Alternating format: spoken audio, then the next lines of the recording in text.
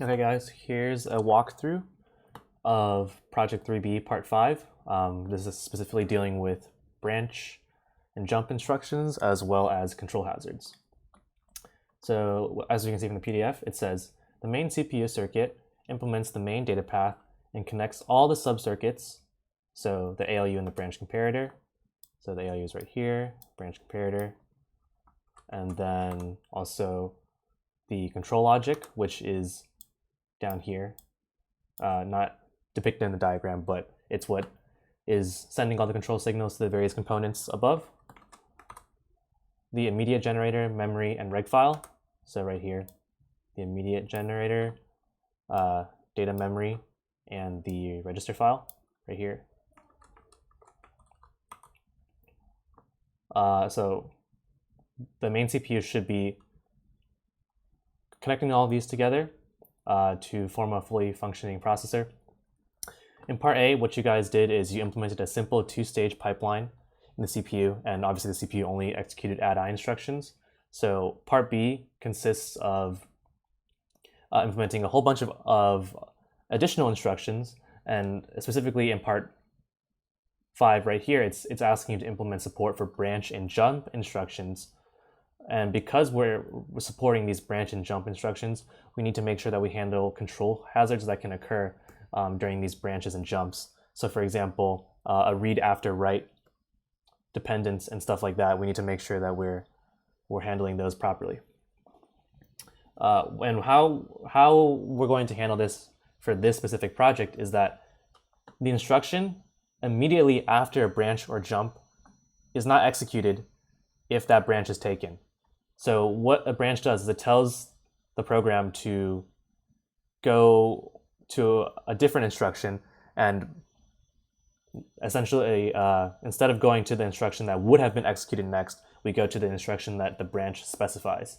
And this makes the task a bit more complex because if we know that a branch or jump is in the execute stage, so for example, the branch comparator has done its thing right here, and it's updating the PC, the program counter, with whatever value that it wants the PC to go to for the branch, then whatever instruction that we fetched from the instruction memory and put into this instruction register, it could possibly be the wrong instruction. And obviously that'll mess up the flow of the program. So what we need to do is we need to kill the instruction that's being fetched if the instruction that we're executing currently is a jump. So it definitely changes the PC, or the branch was taken. And the way that we kill instructions that are being fetched is that we mux a NOP into the instruction stream. So the mux multiplexer means that we are using that to determine if we will or will not insert the NOP into the instruction stream and send the NOP into the execute stage instead of the fetched instruction. And what the NOP is NOP stands for no operation. So it's like a dummy instruction that does nothing. So this instruction right here, 0x00000013, which if you actually just look at the RISC-V code, is add-I x0x00. We know that we can't write to the x0 register, and overall this instruction is just redundant and it doesn't do anything. So it's acting as a replacement for the instruction that would have been fetched and executed. And more specifically, we only kill if the branch is taken, because if the branch is not taken, then we don't actually change the flow of the program. We don't change the PC, the program counter, in a special way besides updating by 4 as usual.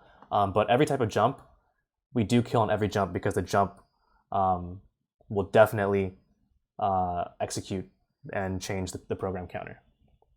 So to be more specific, we know that the instruction register right here holds whatever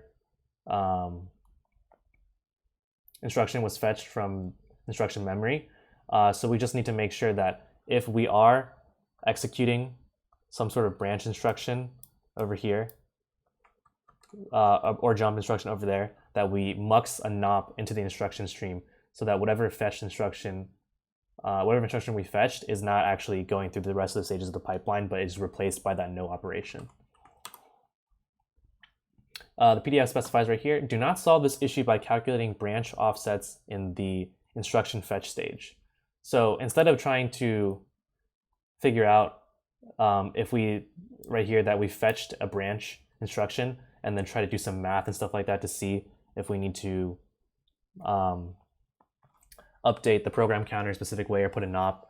Instead, don't worry about that. Just worry about the fact that if you're executing a jump or taking branch, then you mux the NOP into the instruction stream.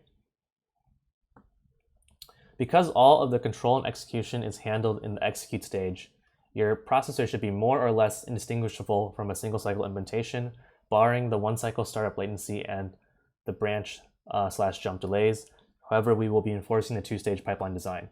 What this means is, as you can see by these dotted lines right here, it's these orange dotted lines, it's dividing our CPU, or pipelining our CPU into 5 different stages. So normally it would be fetch, decode, execute, memory access, and write back. But and that's what you guys have covered in lecture. But for the sake of our purposes, Project 3B will still be of the two-stage pipeline design.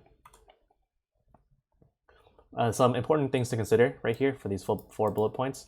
Will the fetch instruction and execute stages have the same or different PC values? So this is something that you guys should consider, especially because we're doing branches and jumps, which are directly related to the program counter. Do you need to store the PC between the pipelining stages? Great question. To mux a NOP into the instruction stream, do you place it before or after the instruction register? So what this is saying is, here's our instruction register. Do we place the mux over here where we decide, or do we place it over here? And finally, what address should be requested next while the execute stage executes a NOP? Is this different than normal? So the execute stage, if the execute stage is executing a NOP, that means that the previous instruction must have been a branch or jump. So